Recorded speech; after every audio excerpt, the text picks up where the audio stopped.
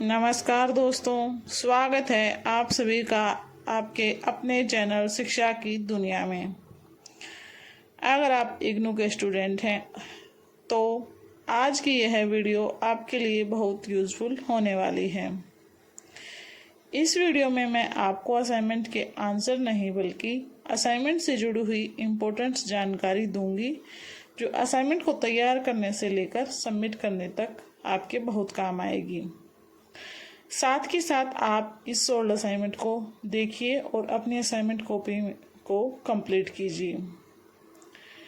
Video को पूरा ज़रूर देखिए क्योंकि आज हम जानने वाले हैं जैसे कि असाइनमेंट क्वेश्चन पेपर कहाँ से डाउनलोड करना है, सही असाइनमेंट कैसे पहचानना है और असाइनमेंट का फ्रंट पेज कैसे तैयार करना है, असाइनमेंट लिखते समय किन किन बातों का ध्यान रखना है और असाइनमेंट सबमिट करने से पहले कौन कौन सी चीज़ें चेक करनी हैं। तो दोस्तों चलिए वीडियो को शुरू करते हैं।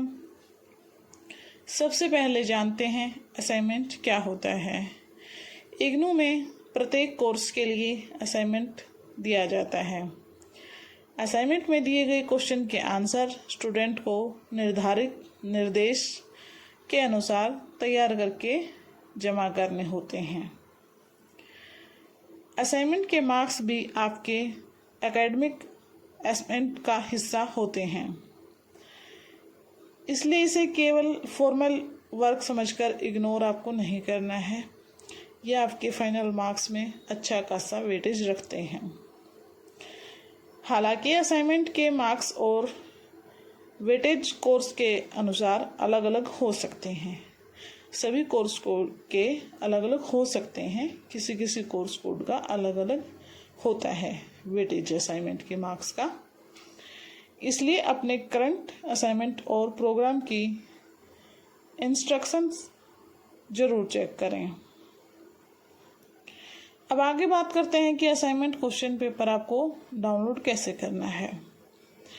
इग्नू की ऑफिशियल करंट असाइनमेंट पोर्टल पर जाना है, जहां आप अपने प्रोग्राम और कोर्स के अनुसार असाइनमेंट खोज सकते हैं। सबसे ज़रूरी बात यह है कि असाइनमेंट किसी रैंडम वेबसाइट या पुराने पीडीएफ से डाउनलोड करने की बजाय इग्नू की ऑफिशियल वेबसाइट से ही डाउनलोड करें ताकि आप तक सही जानकारी पहुंच सके। इग्नू के करंट असाइनमेंट पेज पर प्रोग्राम कोड या फिर अपना कोर्स कोड से सर्च करने की सुविधा उपलब्ध है।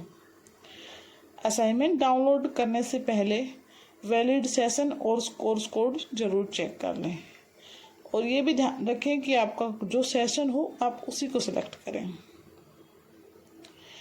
ध्यान रखना है पुराना असाइनमेंट देखकर उसे करंट असाइनमेंट ना समझ लें।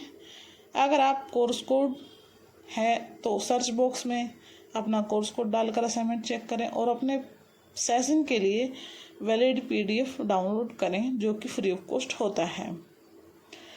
अब आगे जानते हैं कि असाइनमेंट का फ्रंट पेज आपको बनाना कैसे है।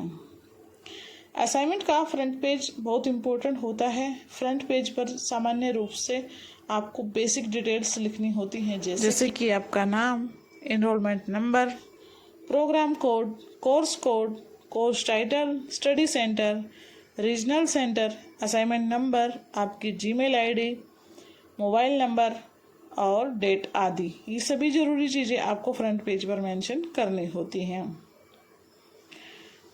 अब आगे है कि आपको कौन सी बात ध्यान में रखनी है। इम्पोर्टेंट बात यह है, हर इग्नू प्रोग्राम में फ्रंट पेज एग्जैक्ट फॉर्मेट एक जैसा नहीं हो सकता है। कुछ प्रोग्राम में अलग डिटेल मांगी जाती है, इसलिए अपने असाइनमेंट पीडीएफ में दिए गए निर्देश में अलग डिटेल मांगी गई है तो उसे जरूर देख लें। इग्नू के अलग अलग करंट असाइनमेंट डॉक्यूमेंट्स में फ्रंट पेज पर अलग अलग डिटेल मांगी गई है। उदाहरण के लिए कुछ असाइनमेंट्स में name, address, enrolment number, admission session, course code, course title और रीजनल सेंटर ही मांगा जाता है। इसलिए मेरी सलाह है कि आप मेरे बताए फॉर्मेट को बिल्कुल भी एग्जैक्ट कॉपी ना करें। पहले ध्यान दें कि आपको अपना कोर्स कोड कौन सा है और उसमें कैसा निर्देश दिया गया है। अब असाइनमेंट लिखते समय किन किन बातों का ध्यान रखना है वो जानते हैं। सबसे पहली बात, असाइनमेंट को साफ और रीडेबल हैंडराइटिंग में लिखें जो आसानी से पढ़ा जा सके। दूसरी बात है, हर असाइनमेंट के लिए अलग शीट रखें और पेज को कोर्स वाइज व्यवस्थित रखें। तीसरी बात है, क्वेश्चन नंबर क्लियर लिखें और असाइनमेंट पीडीएफ में दिए गए निर्देश के अनुसार ही आपको आंसर लिखना है। निर्देश का मतलब है कि जैसे किसी में आपसे 500 वर्ड मांगा जाएगा, किसी में 400 भी हो सकता है।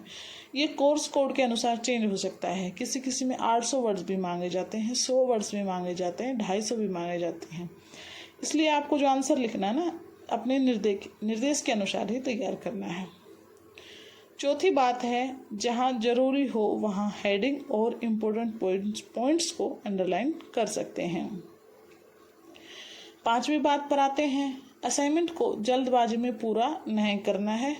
सबमिट करने से पहले असाइनमेंट दोबारा चेक कर लेना है ताकि आपसे कोई गलती ना हुई हो, बीच में कोई पेज मिस ना हो, आगे पीछे ना हो गया हो। ज़्यादा कटिंग है तो आप उसे पेज को हटाकर दोबारा से लिख दें। हाँ, जब आप असाइनमेंट लिखें तो आपको ब्लैक और ब्लू पेन का इस्तेमाल करना है और A4 साइज शीट का इस्तेमाल करना है। इसके लिए हम आगे बात करेंगे। इग्नू की गाइडलाइन में A4 paper, margin, question number और नीट प्रेजेंटेशन जैसी बातों का उल्लेख मिलता है, लेकिन पेपर साइज और एग्जैक्ट फॉर्मेटिंग प्रोग्राम की निर्देश के अनुसार अलग हो सकती है। इसलिए हमेशा अपने असाइनमेंट पीडीएफ को सेव करें और उसमें जो निर्देश दिया गया है उसी को फॉलो करें।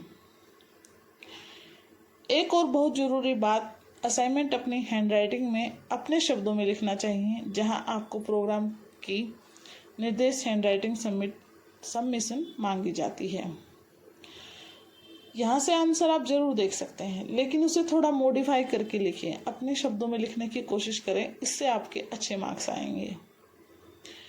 किसी दूसरे स्टूडेंट का असाइनमेंट बिल्कुल भी कॉपी नहीं करना है। इग्नू के कई करंट असाइनमेंट गाइडलाइंस में कॉपी को लेकर स्पष्ट निर्देश दिए गए हैं। अब बात करते हैं असाइनमेंट सबमिट करने की।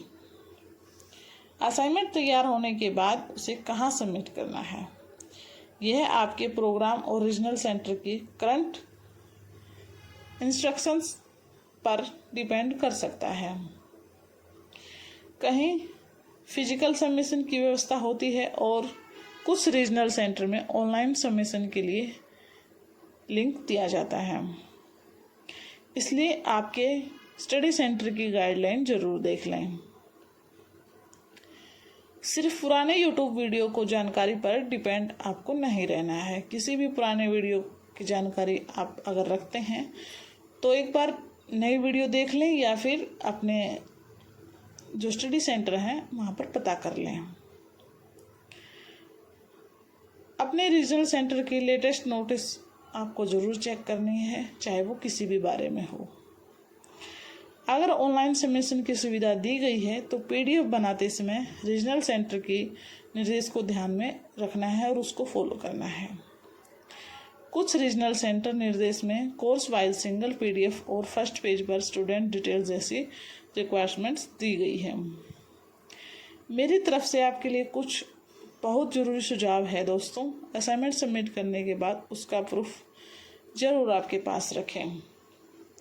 जो आपकी रिसीविंग स्लिप होती है वो आपको ज़रूर से ज़रूर वहाँ पर लेनी है और उस पर आप जिस भी अध्यापक को अपने असाइनमेंट सौंप रहे हैं, सबमिट कर रहे हैं, उनके सिग्नेचर होना ज़रूरी है।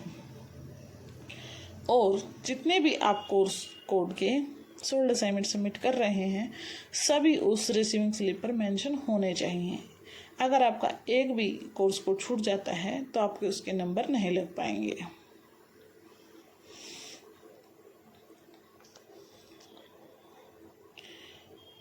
अगर आप ऑनलाइन सबमिट करते हैं तो उसका भी स्क्रीनशॉट रखिए, ईमेल वगैरह रखिए। और अगर आप